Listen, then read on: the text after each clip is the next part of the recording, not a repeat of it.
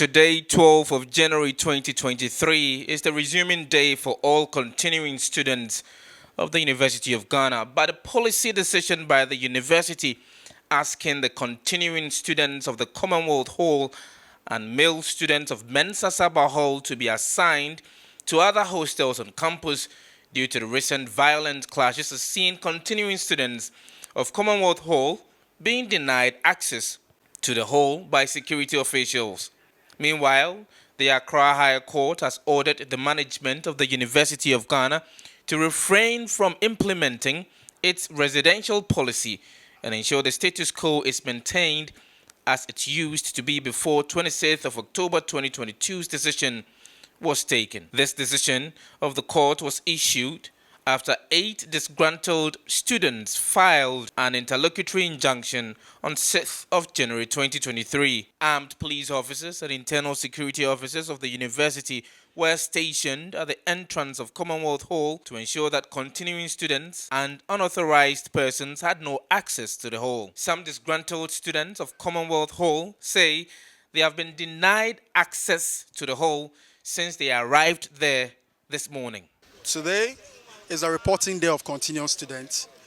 We are supposed to enter the hall, but when we got here, the school security with police are preventing us from entering the hall. When we asked why, they say it's an order from management.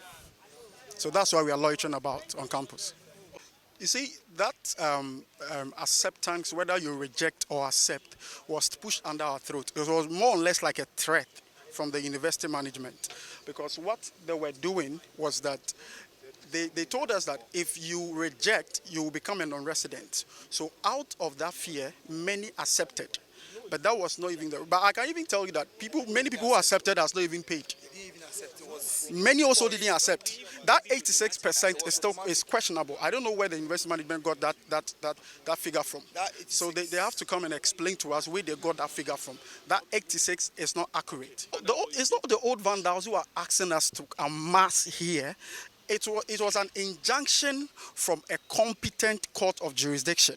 That is a high court commercial division that issues the injunction that says that the status quo must remain until the substantive case is heard in court.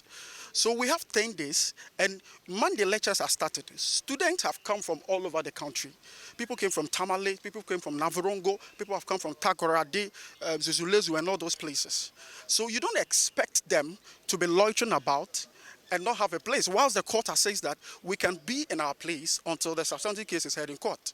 You see, one thing is that with the registration, unless we see Commonwealth Hall in our MIS web, we cannot register. So if the university is going by the rules of the court, then they should bring our names back to MIS web, and let's see Commonwealth Hall then the due registration for us to do before we enter the Commonwealth Hall is done. But most of the students you see going inside are all freshers. So that's what we are saying. We are only trying to tell them that they should just obey what the court has says. It seems the university want to be adamant, and I don't think that's what they want to do, because I learned the last time we heard they are saying that they teach the law, they do this thing. So you can't teach the law, tell people what to do, then you inadvertently come and disobey the law. So this is an injunction from a high court, and I think the university must comply. We came today, the official opening day for school, and then we are here, and then we came in, and there's policemen and then campus security who are preventing us from entering the hall because they are saying it's an order from management. But then we also received an injunction that states that the status quo should remain. That is, for continuing students being 200, 300, 400 should remain back to the hall before due processes and concerning the issues of clashes and all those. So we came here, and then they are preventing us from entering into our halls. I tried accessing my MIS to register my Commonwealth, and then I went there, and then I was placed at Elizabeth C. Never accepted the hostel. We woke up, they gave us a deadline that's when we would accept. If you don't accept, you become a non-resident. I never accepted. I woke up one morning. Before they gave us an option, either you accept or not. Then we woke up one morning, and then it says that the options weren't there anymore. And then when you go to MIS, you see that they've placed you automatically in any hall. So I'm wondering where they had that 86% that they are saying students, continuing students of Commonwealth residents have accepted that usual no. But say pays 4,000 cedis a year, and then Commonwealth is paying 1,500 cedis a year. For my mom, for like normal average worker like my mom or something. She doesn't have that 4,000 cedis to go and pay a year. If she had, I would have been there.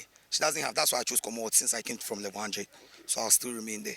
I got here around 9:45. I would urge that all parents whose words are in Commonwealth or should come on board, and then they should also speak some for us, and then the government in power should do something about this, because not everyone's mother or father would have that money to go and pay for Elizabeth C, be it Liman, Kwapon or anywhere. So that's what we ask that they do for us. The situation is, however, different when the news team visited the Mensa Saba Hall, where there was calm. Other halls on campus had no police presence. Professor Ransford Jampo, the General Secretary of the University of Ghana branch of UTAG and a member of the UG's communication team on this issue, said the management of the University of Ghana has instructed its lawyers to vigorously fight an injunction secured by some students of the Commonwealth Hall. He adds that the university would put in place adequate measures to create a conducive environment for teaching, learning, and research. You see, the University of Ghana's policies that are currently being implemented on accommodation and the other issues have been explained extensively to the stakeholders. Our students, we've held discussion sessions with them. We've explained. All students, they know our position. And you guys in the media, too, we've explained extensively to you. And so I don't think you are now going to ask me about the policy. We've explained these policies.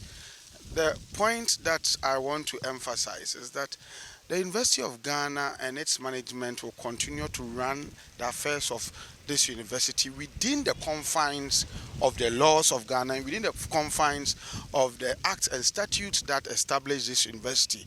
And they will resort to every legitimate legal means to ensure the protection of life and property and to create conducive and congenial atmosphere for learning.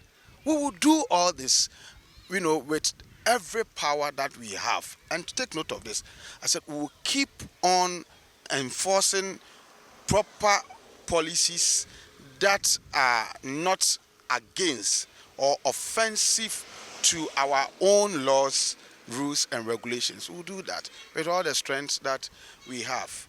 Our doors are opened.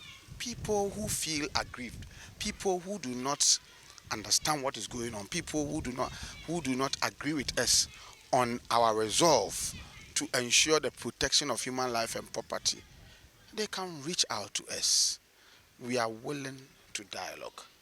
The way to go is not to stand somewhere and to be talking to management of the university in the air and to be engaging in a shouting battle. I think the University of Ghana would not be dragged into any shouting battle.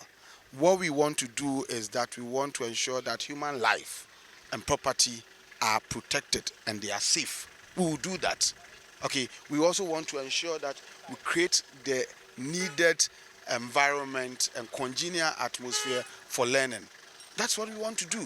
It's as simple as that. According to UG's management, the residential policy is in line with plans to prevent clashes on campus, which is being recorded among the two halls.